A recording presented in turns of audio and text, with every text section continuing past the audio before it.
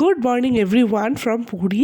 তো সকালবেলা আজকে হচ্ছে আমাদের শেষ দিন, আর সকাল সকাল পল্লব আমাদের মা মেয়েকে চা এনে দিয়েছে, আমরা শেয়ার করে জাস্ট খাচ্ছি। এরপর আমরা ব্রেকফাস্ট করব।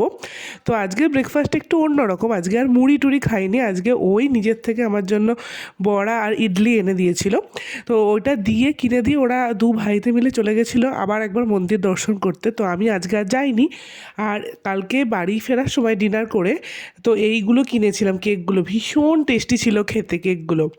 আর আজকেও আমরা আবার সব জিনিসপত্র কিনে আর খাবার তৈরি করিয়েছিলাম। আজকে ছিল পার্শে মাছের একটা ঝোল, তারপর চিংড়ি মাছের একটা তরকারি, বেশ ভালোই রান্না করছিল আর কি। আমরা সব ইনগ্রিডিয়েন্টস কিনে দিচ্ছিলাম আর ওনারা রান্না করে দিয়ে দিচ্ছিল।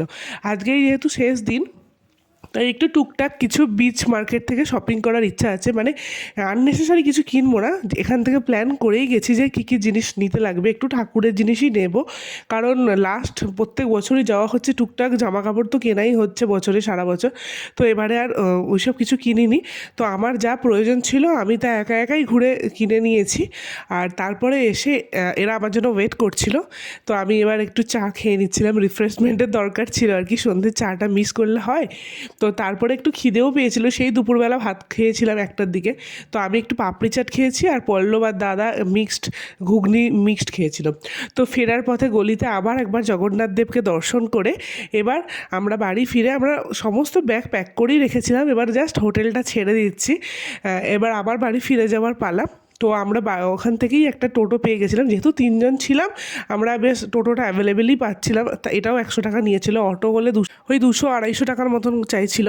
তো আমরা আসার সময় হোটেল থেকে একটু চাউমিন কিনে এনেছিলাম আর কি, ট্রেনে খাবো বলে। তো সারা রাত ট্রেনে কাটানোর পর আমাদের ট্রেনটা যেহেতু 2 ঘন্টা লেটই চলছিল, তো আমরা খড়গপুর স্টেশনে নেমে পড়েছিলাম। বাইরে প্রচুর ফগ ছিল, ওই জন্যই ট্রেন লেট করেছে। তো আমরা প্রথমে এসেছিলাম মায়ের কাছে, ওখান থেকে পল্লব আসার সময়তে পাউরুটি নিয়ে এসেছিলো যে চা দিয়ে খাবো বলে। ভীষণ জোর খিদে পেয়েছিল, এসে দেখছি মা এলাহি আয়োজন করছে, শোল মাছের ঝাল করছে, মানে আলু দিয়ে দম করছে। এছাড়াও করেছিল পেঁয়াজকালি, আলু ভাজা, মাছের মাথা দিয়ে বাঁধাকপির তরকারি। তো আজকের দিনটা কেমন লাগলো ভিডিওটা তোমরা অবশ্যই জানিও। আজকের মতন টাটা।